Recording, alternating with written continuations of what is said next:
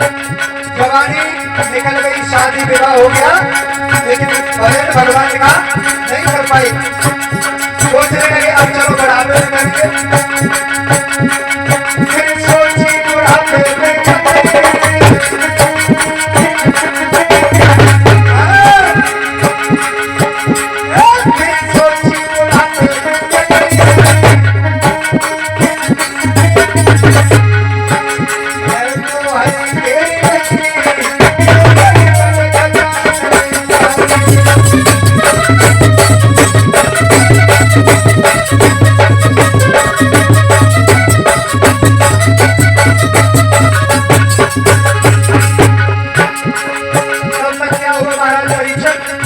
भगवान ने बुलावा भेज दिया, दूध को भेज दिया, जाओ समय हो गया लिया, और भगवान का भजन नहीं कर पाए। तब तक क्या हुआ,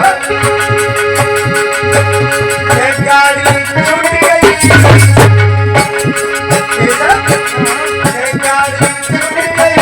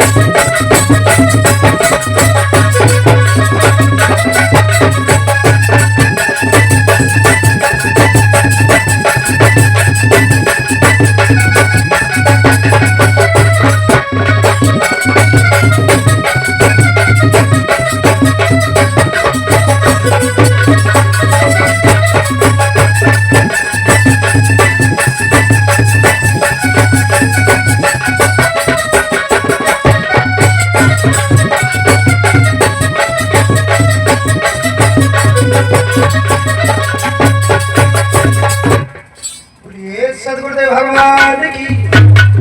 महाराज परीक्षित सारा जीवन निकल जाता है आज कल करते, लेकिन भगवान का भजन नहीं कर पाता इंसान, और तब तक ये शरीर पुराना हो जाता है।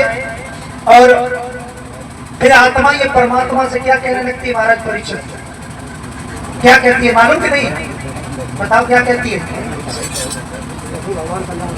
हाँ, कि प्रभु, चलो देखते एक लाइन, ये आत्मा परमात्मा से क्या कहती है। और उस कवि ने कितनी सुंदर कलम चलाई, अपनी क्या लिख डाला, देखते एक लाइन।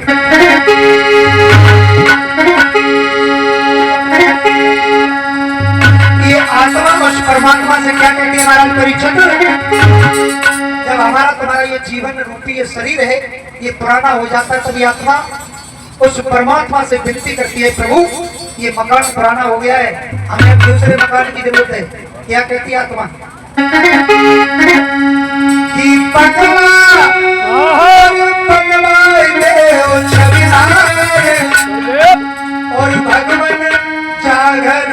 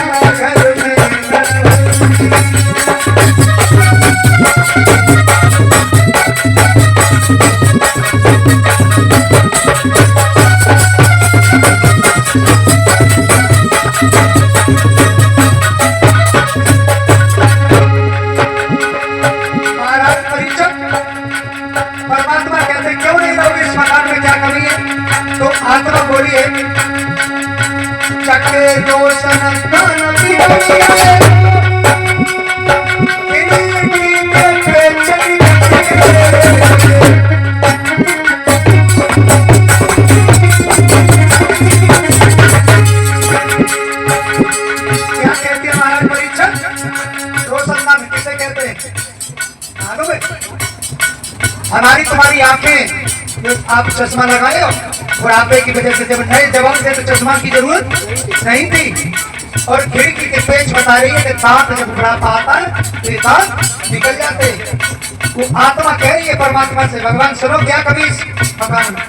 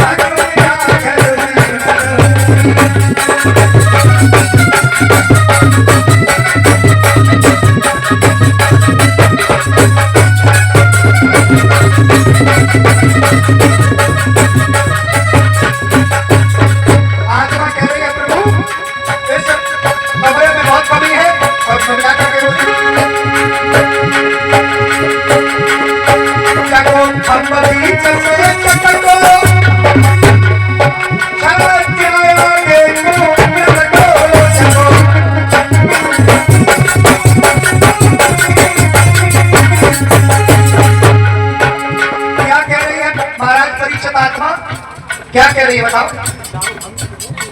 खंभ काय को बता रही है, किसे खंभ कहते हैं?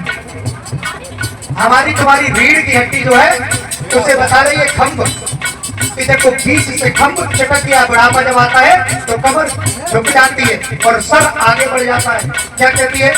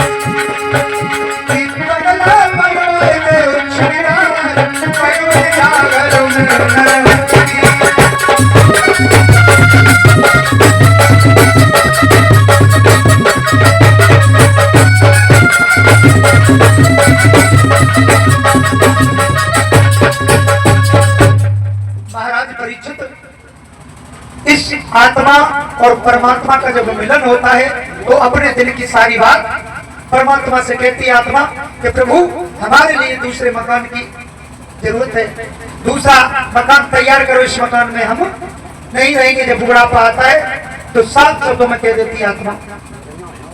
और महाराज परीक्षित इधर मैया बाचल से पाप हुआ, विवाह करके महाराज जेवर सिंह उस बागर में आए हैं तो घर में खुशियां हैं और नंद छबील देने आरती का थाल सजा करके और मैया बाचल को और काचल को डोले से उतार करके आरती उतारी है और महलों के अंदर प्रवेश किया है।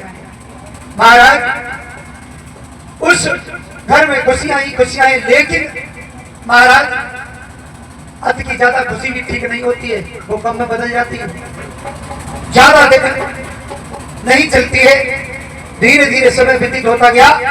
12 वर्ष बीत गई लेकिन उस आंगन में किसी बेटा बेटी ने जन्म नहीं दिया। तो महाराज जेवर सिंह बड़े परेशान है लेकिन अपने दिल की बात किसी से नहीं कहते हैं। और महाराज ये हकीकत है कि आंगन की छटा तभी अलग बनती है जब उस आंगन में एक नन्हा मुन्ना बालक खेलता हो और उस आंगन में एक किलकारी गूंजती हो तो उस घर की चटाई कुछ अलग होती है। महाराज उम्रपाल के दिमाग में भी एक बात चल रही है कि हमारे कोई नाती पोता हो जाता तो अपने उसे अपने हाथों से खिलाते तो कितना अच्छा होता। 12 वर्ष बीत गई है, किसी बेटा बेटी ने जन्म नहीं लिया। एक दिन मैया बाचल जेवर सिंह का हाथ पकड़ के रोने लगी और कहने लगी, महाराज आप तो कचहरी के लिए चले जाते हो, हमें ये महल खाने के लिए दौड़ता है। महाराज जेवर सिंह कहने लगे, रानी कि चिंता करने से कभी दुख दूर नहीं होते हैं, दुख दूर होते तो केवल भगवान का भजन करने से। और कहने लगे, रानी मेरी बात सुनो, क्या बोले हैं?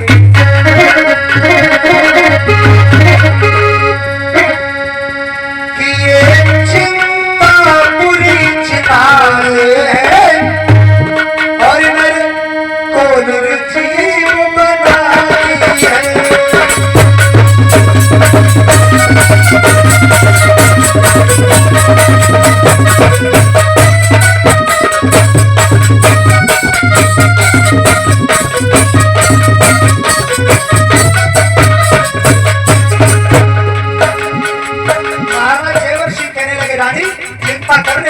कभी दूर नहीं होते, मेरी बात सुनो।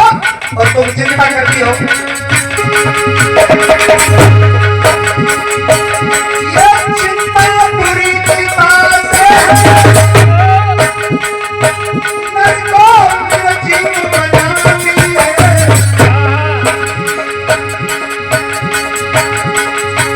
चिंता जीवित को खाती है,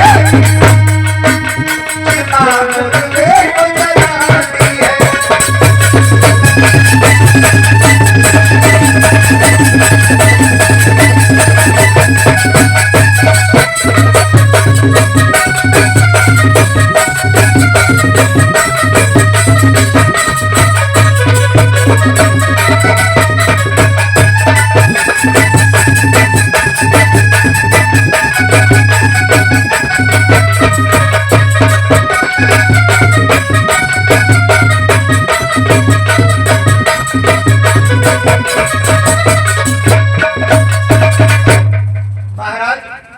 समझाने लगे, रानी चिंता न करो, एक न एक दिन परमात्मा जरूर सुनेंगे। मैया आंखों में आंसू भर के रोने लगी और कहने लगी, महाराज तुम्हें नहीं मालूम, जिस पत्नी का धर्म होता है कि अपने वंश को आगे बढ़ाए, और महाराज तुम्हें नहीं मालूम, आंखों में आंसू भर के रोने लगी मैया बोल के,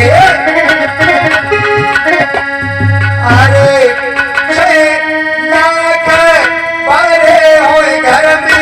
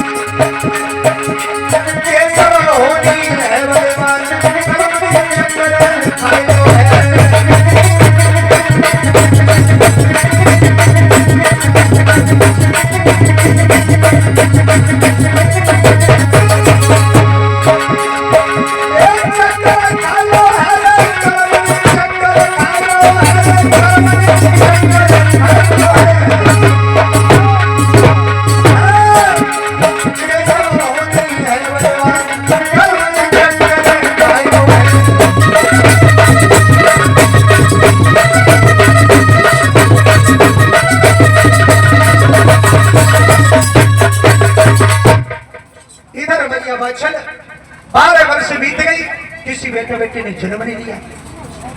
महाराज जयवर सिंह बड़े दुखी हैं। एक दिन का समय है। महाराज जयवर सिंह अपने बहनों से निकल करके और कचहरी के लिए प्रस्थान किया है। जैसे ही महलों के गेट से निकल करके बाहर पहुंचे, मेहतरानी झाड़ू लगा रही थी और जैसे ही देखा महाराज जयवर सिंह को, एकदम से जमीन में 3 बार झाड़ू मारा और पीठ फेर करके खड़ी हो गई। जब पीठ फेर कर खड़ी हो गई महाराज परीक्षित, तो जयवर सिंह कहने लगे, मेहतरानी ये हम क्या देख रही है? जैसे ही तुमने हमारे वखारबिंद को देखा और पीठ फेर कर खड़ी हो गई, ये क्या है? तो मेहतरानी कहने लगी, महाराज हाथ जोड़ के खड़ी हो गई, कहने लगी, प्रभु अगर हमने आपको सच सच बात बता दी तो आप हमें फांसी लगवा दो। जयवर सिंह कहने लगे, मेहतरानी ऐसी कोई बात नहीं है, लेकिन इसका कारण हमें जरूर बताओ। 3 बार जमीन में झाड़ू मार दिया तो मुंह फेर के खड़ी होगी, इसका क्या कारण है? कहने लगी, महाराज आज हमने तुम्हारे इस आता हुआ हमने तुम्हें देखा और मुखारबिंद को देख करके हमें आज अन्न का दाना भेंट नहीं होगा।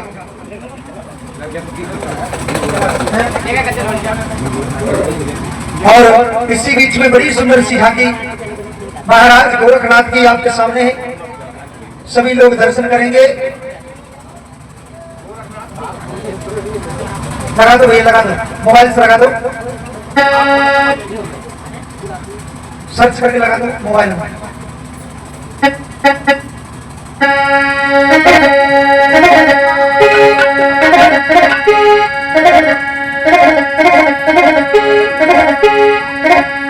तालियां बजाते हुए गोरखनी जगाई गई और ये हमारी विद्या रे गोरखनी, गोरखनी जगाई गई हमारी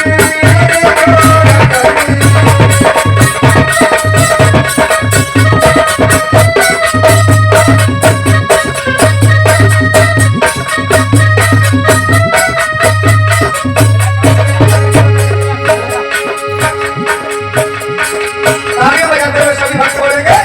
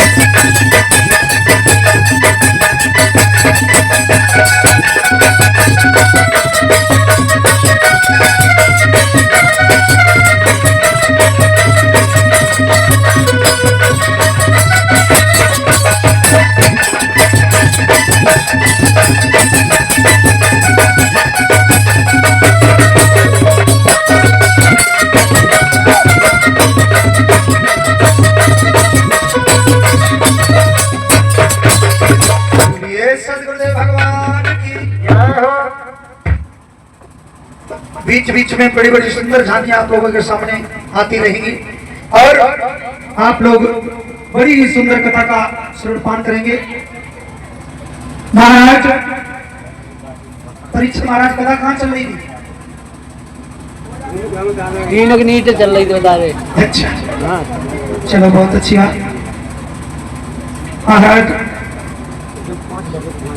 जब कोई बेटा बेटी पैदा नहीं हुआ तो आंगन में तो भैया बाछल बड़ी दुखी होने लगी।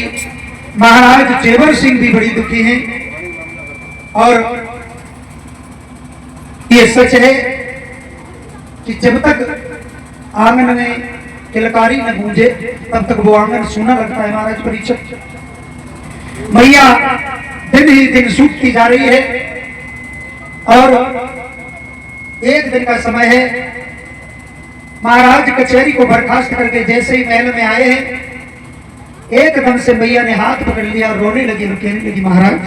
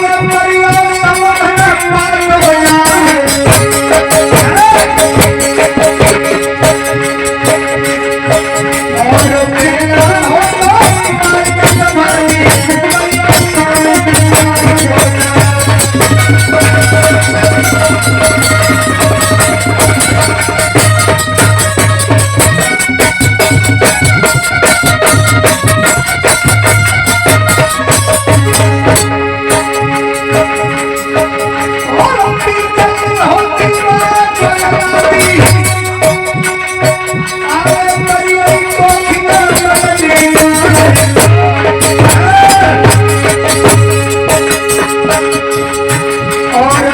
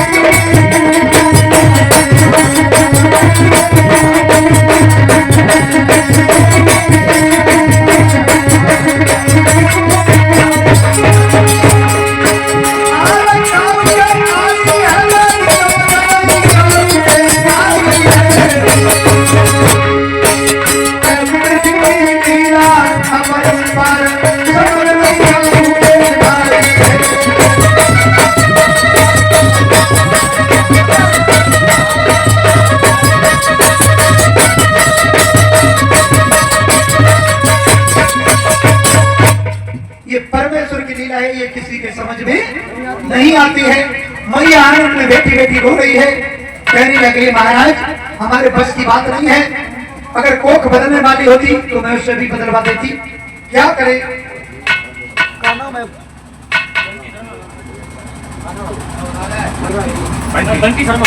और इसी बीच में हमारे बंटी शर्मा जी जो पावन ग्राम इस दिवनपुर के बसने वाले हैं, ये 51 रुपए देकर के हमें सम्मानित कर रहे हैं। गुरु गोरखनाथ से हमारी विनती है कि भैया के घर में धन की कमी न हो, मां लक्ष्मी की कृपा बनी रहे, घर में खुशियां बरसती रहे और धर्म के आगे ऐसे ही हाथ बढ़ते रहे। देखते एक लाइन भैया के लिए।